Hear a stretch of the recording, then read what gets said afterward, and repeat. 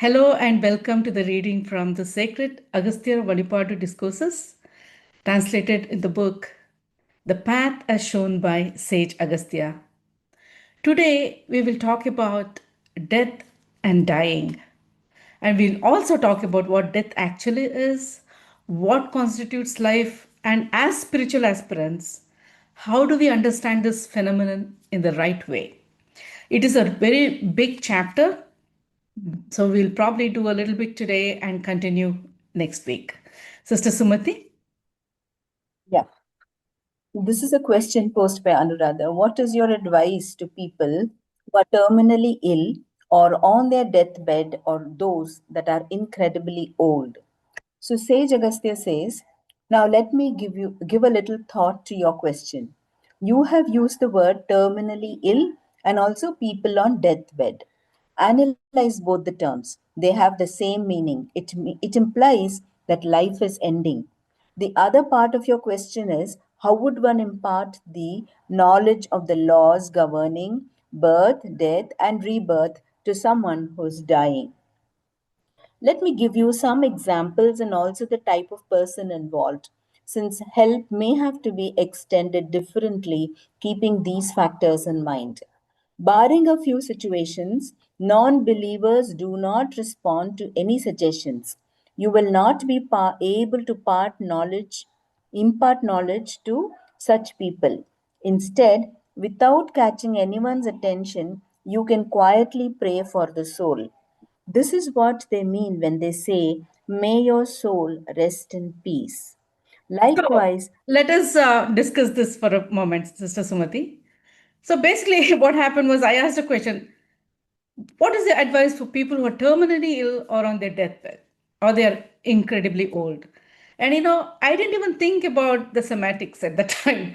But Sage Agastya very clearly says you're talking about the same phenomenon, whether we are talking about people who are terminally ill, which means terminally ill means that somebody's going to die, right? Then people on deathbed, again, somebody's going to die. A very incredibly old.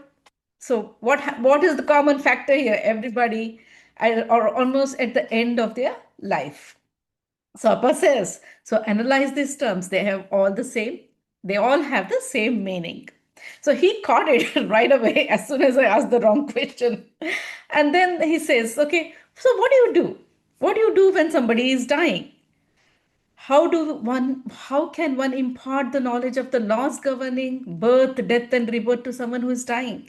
That's a very, very interesting time. If somebody is dying and if people are around them, especially when you know somebody's passing and people have gathered around them, what happens? And then Appa goes on to say, let me give you some examples.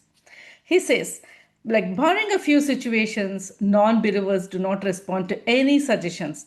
So these are basically people who think that life ends at death. So what do? Just pray for them within yourself, because prayer helps. If you have read C.W. Ledbetter, he was a top theosophic person in the Theosophical Society. He has written beautiful books about that and what happens during death, because he was a clairvoyant. He was able to see and bring back information. He could explain what exactly happens in terms of energy. So if you have an opportunity, do read a book by C.W. Ledbetter.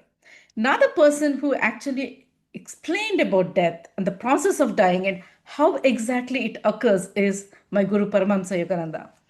But unfortunately, whatever Yogananda imparted is, we are sworn under secrecy, so I cannot disclose that. But hopefully, whoever is on in YSS and the SRF ashrams, do take some time to learn about how death happens based on what Yogananda has said. But however, we will discuss what Apagastya said in this, which is open to every one of us. So let us continue. So what does he say? That when you when you are when somebody is dying, you just say prayers, because from what C.W. Ledbetter said, every prayer acts like a feather that helps gently carry the soul onwards. And so never think that prayer is not important, because the thoughts, the prayers help the soul move forward. But we learn more about this in the next paragraphs. Go ahead, Sister Sumati. Likewise, you can appeal to the soul of that person that is ever conscious. The dying person may not be aware of this because his mind and senses are not responding. Let us take a lifelong atheist who suddenly believes in God at the time of death as another example. Faith is his inner and true nature. It comes to the surface when the sense organs turn away from objects that held their attention all along. Take the cue from that person's state of mind. Talk to him about all the points that you will learn from me later. The third type are those that are God loving from birth. You can transmit knowledge to such people until the moment of their death. So here, what Appa says is, a lifelong atheist is not going to believe. In that case, don't try to convince them, but stay with them, and keep on chanting or internally and sending them good thoughts. Then there are some who have been atheists the lifelong, but towards the end of their life, they suddenly begin to believe in God, because faith is the inner nature of everybody, because we are all from the same absolute. We all have that same inner longing to know our true self, to know that there is divinity, there is something more to life than this just being born, going through school, getting married, having children, taking a job, then dying. Because there's much more to life. There's a purpose for life, and there is a purpose for our existence in this world. So when somebody like that begins to understand something towards the end of their life, it's usually because what happens is they're facing a lot of trouble in terms of their body. Their son's organs are shutting down. They're having some kind of a disease where they cannot enjoy a lot of things that they used to enjoy when they were young. So in such cases, take the cue from the person's mind, observe. Don't have to go and give a great lecture. Know that they are dying. Assure them that death is not the end. Try to talk to them about how the soul continues its journey, that there is nothing fearsome on the other side of death, that if you have not completed your desires, if you still have attachments, that you'll come back, and it's not a bad thing, because ultimately all we are doing as human beings on this earth is experiencing and expressing and learning and gaining knowledge until we come to the stage where we realize a true inner self, which is pure consciousness and love, the supreme truth. But until then, it is okay. Death is not the end. And we will also talk about whether death is a painful experience, how exactly it is, later on in this discourse that Appa has talked about. Then he says the third category of people are people who are God loving from birth. They are, brought up in a family where there's a lot of prayers, religion is part of their life. The people meditate together, go to church together or temples together. And in such cases, you can talk to them, depending on your religion. If your religion does not talk about rebirth, then don't have to say that. You can say, it's not a bad thing. Death is not a bad thing. And there is always something more beautiful on the other side. Then we'll continue, Sister Sumati. Yeah. Then there are those that are already aware of the phenomenon of death and the laws of creation. No transmission is required for such people. Instead, you can chant devotional songs. Where God realized souls are concerned, their mind is already connected to Guru or God. Such people will leave their body with a smile. They are sure to attain liberation. Now, we always understand that liberation is something that only highly evolved souls, that's the common belief, gain. But there are a lot of beautiful souls who live among us, who live simple lives, who also get liberated at the time of death. So, how does this happen? Because they have lived a life that is conducive to making the energy purer. And again, we come back to the basic foundation of a spiritual life, or a life that is geared towards understanding, realizing your true self, and that is goodness.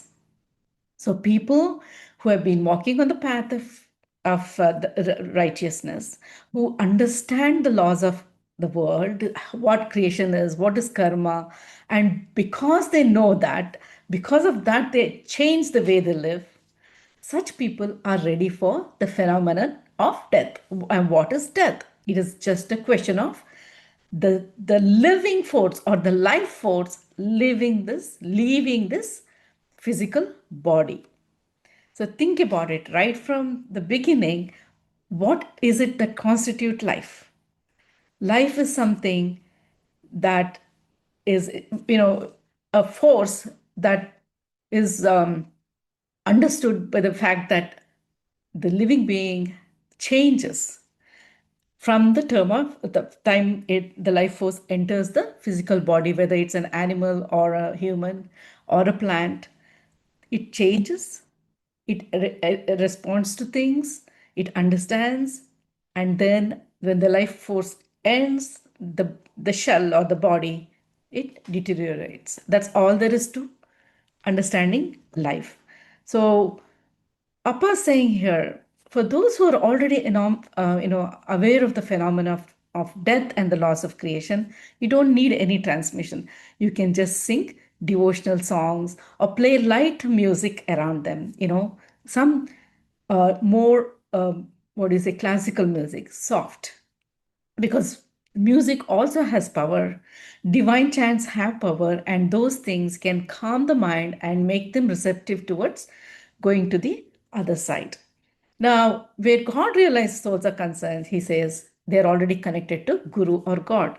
So in Hinduism, we talk a lot about it. Towards the end of life, we talk about how we must connect to a Guru or God, because what we think at the time of a death, because what happens is everything that has happened in a life comes in front of us from what I have read and understood, and then we realize what are the things we did right, what we did wrong. And many of us, if we are lucky enough, we realize that we have understood and all the lessons of life, and we are now ready to go on. And so we get connected to the higher energy of a god or a guru. And that happened with Gajrat Swamigal. At the time of his death, he did connect with his guru. He said he was at peace, even though all those months preceding that, from May to September, he was going through so much pain because of cancer. At the time of his death, at one point, he was at peace because he had come to the stage where he knew he was leaving the body that was causing so much pain. And why does that happen?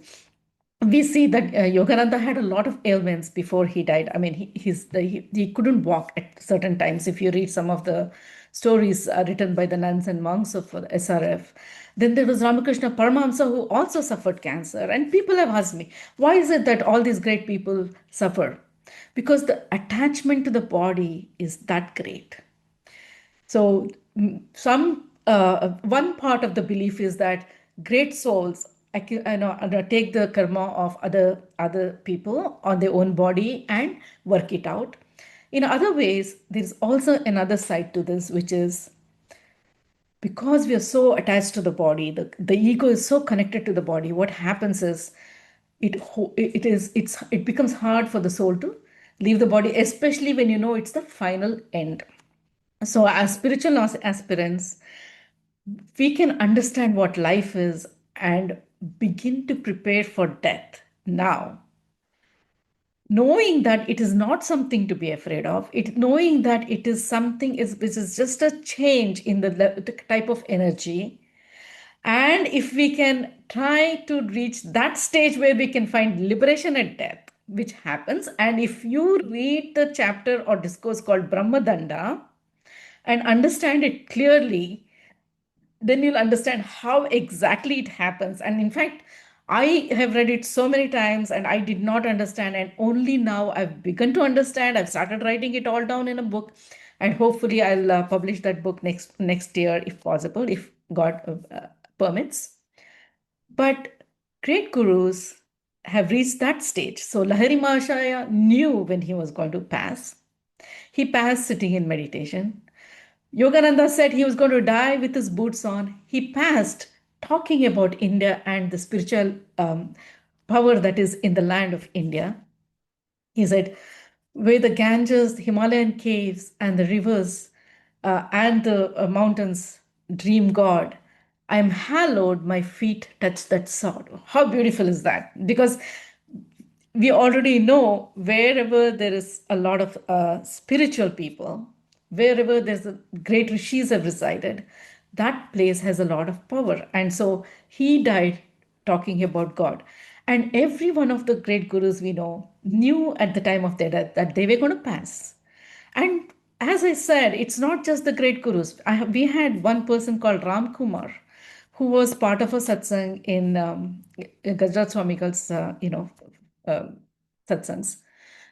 He was very young, and he would come to a house. He worked in an office, but he would walk barefoot. It just was, he wanted to connect to Mother Earth all the time. And even if you spend 2 minutes talking to him, you would get that fervor, that devotion he had in his heart. You just wanted to drop everything and start praying and go on the spiritual path. That was how much his energy was very powerful. He was in his early 30s. He was married, he had two kids, but he knew that he was going to die. So, 3 hours before he died, and this is something that Sister Veena actually narrated to me, he told his brother, I'm going to die in 3 hours. Just take care of my children and wife.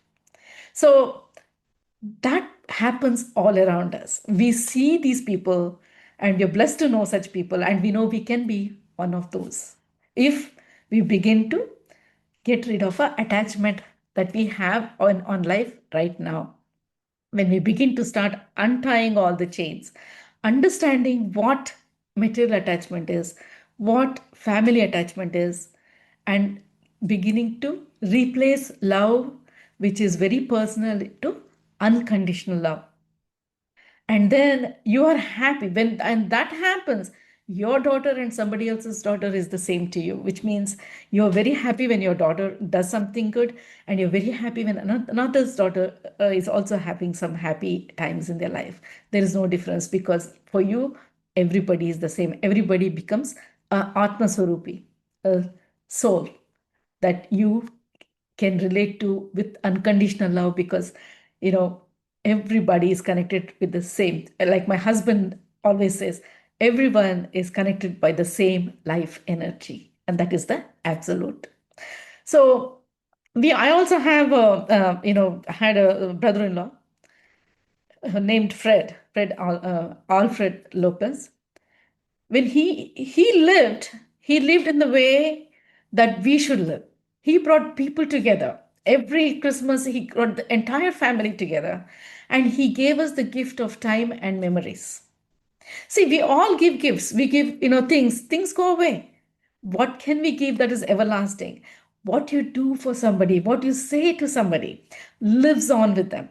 And that is what he gave. And when he was ready to pass, one week he was in the hospital. He had everybody come and talk to him.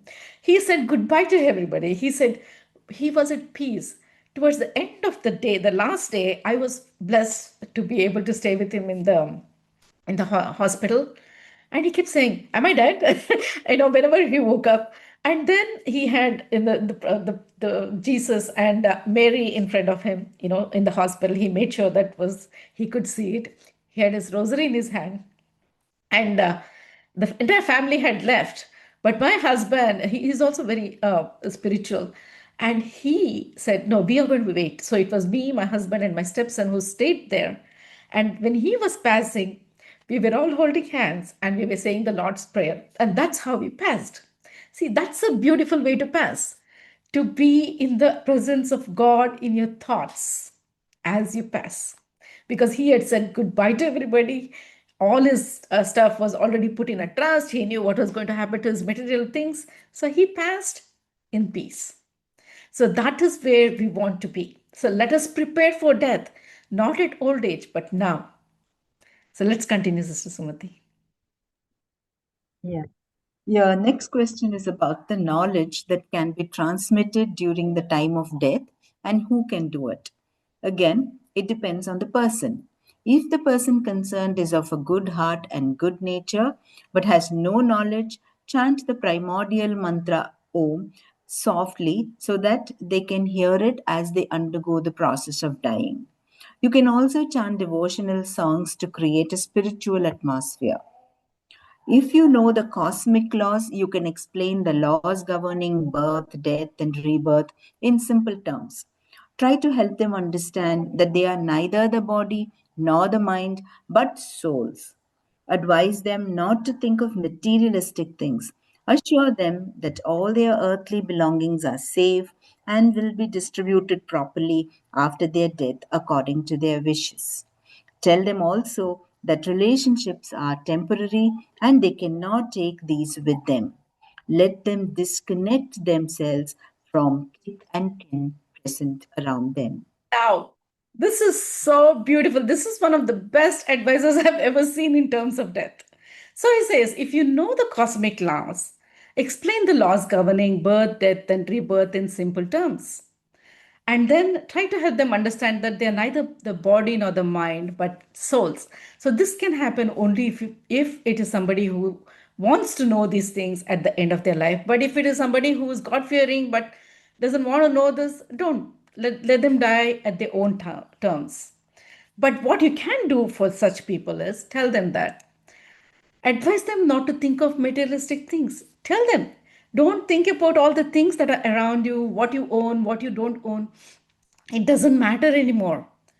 We will take care of it. Your family will take care of it, because what actually happens at death, you leave everything and go. None of the things that you cherish all your life is going to go with you. You come bare hand with bare hands. You're going to go with bare hands. So, what is it that we can learn as spiritual aspirants right now? We can learn that we need to begin to disconnect ourselves from attachment to material things. Then he says, assure them that all their earthly belongings are safe and will be distributed properly after their death according to their wishes. So give them that assurance. That much we can do.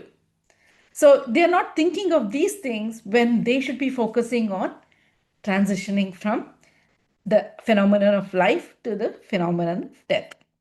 Then again, the last thing is tell them also that relationships are temporary and they cannot take this with them. Let them disconnect themselves from kin present around them. What happens? We get so attached, and what happens? We don't want to leave a husband. We don't want to leave a child. We don't want to leave sisters. And the same thing happen.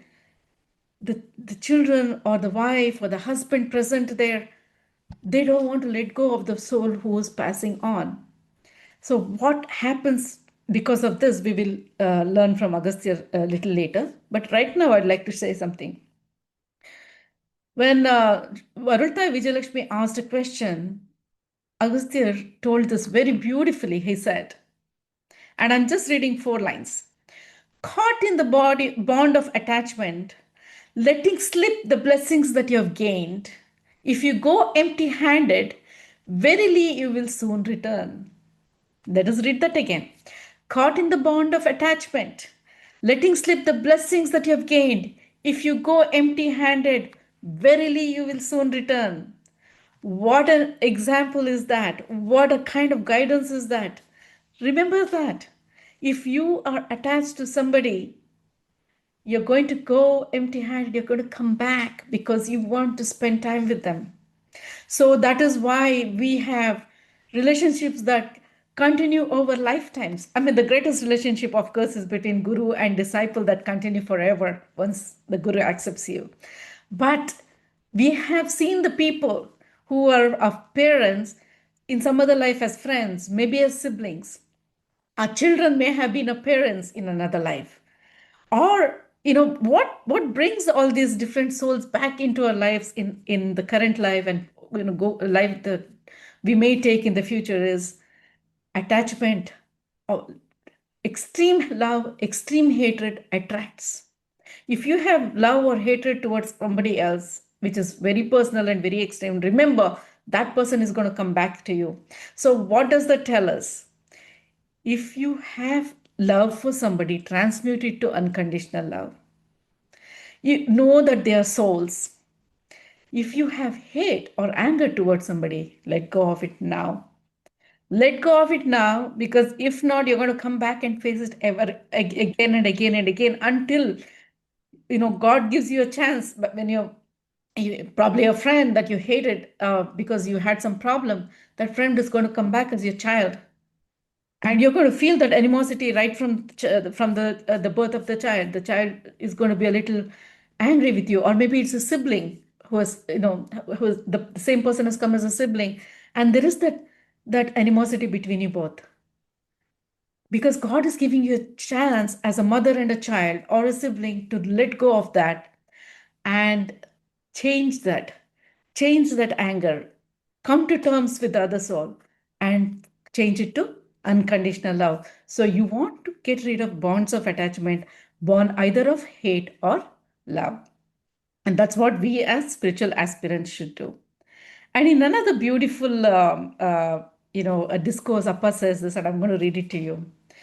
He tells one of the devotees, he says, from now on, considering everyone around you as souls that were born by the grace of God, do not develop or maintain deep attachment with anyone.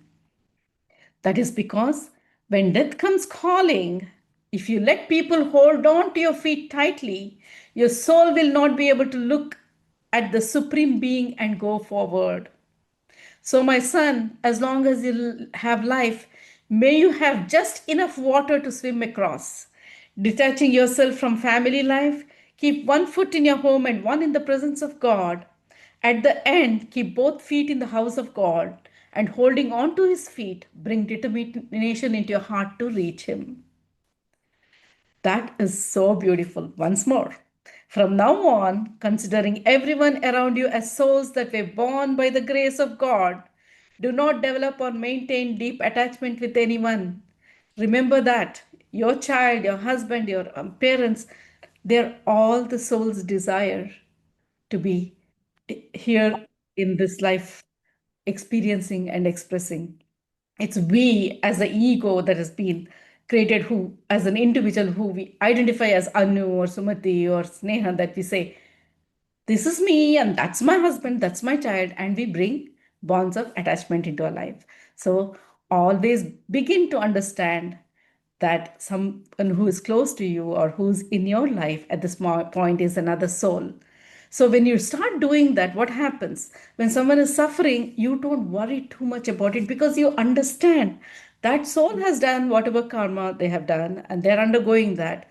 All you can do is be there, be supportive, be helpful, have empathy. That's all that is needed. You don't have to take on their worries, because you cannot change their life. They have to live their life. You have to live your life. So, saying this, we have to stop because it's almost towards the end of this thing. We will continue this next thing. Okay.